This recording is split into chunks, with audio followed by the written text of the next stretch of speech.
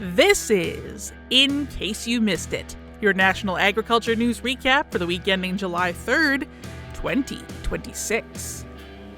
Canadian farmers have seeded a record number of canola acres this spring. That's according to the most recent Principal Field Crop Area report from Statistics Canada. Canola area is expected to be up by 8.4% at 23.4 million acres.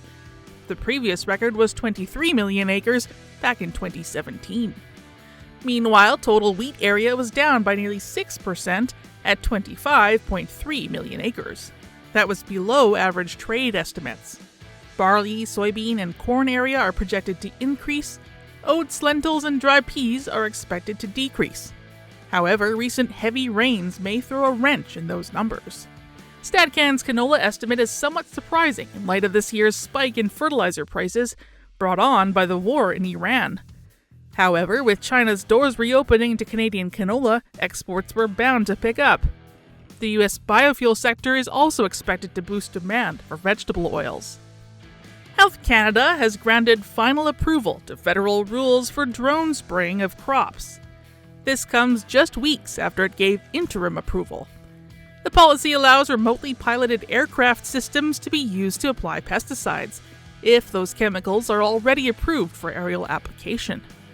Drone users will need to follow all label directions for aerial application, with no changes to spray volume, application rate, droplet size, buffer zones, or other metrics.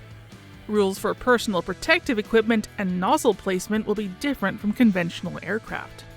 Drone pilots must still register drones with Transport Canada and hold a valid pilot certificate.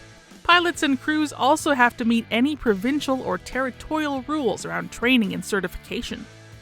Some drone spraying experts have expressed concern over potential technical gaps between spray planes and spray drones.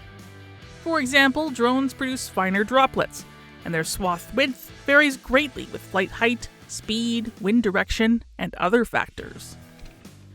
U.S. President Donald Trump opted to not review the CUSMA trade deal as its review deadline passed on July 1st.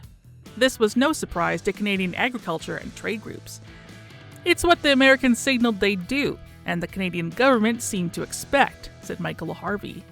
Harvey is executive director of the Canadian Agri-Food Trade Alliance. CUSMA will stay in place until at least 2036. Trading will stay status quo for now. However, the trade deal will go through annual reviews. This will likely create uncertainty, and that's not good for farmers or business in general, said Canadian Federation of Agriculture President Keith Curry. It's tough to plan ahead when a market could change next year. Tyler McCann is managing director with the Canadian Agri-Food Policy Institute. He says the federal government needs to focus on the farms and businesses most exposed to the U.S. market. It should work to understand the impacts on them and work to mitigate them. In case you missed these and other stories from across the Glacier Farm Media Network, visit AgCanada.com or download the AgCanada app.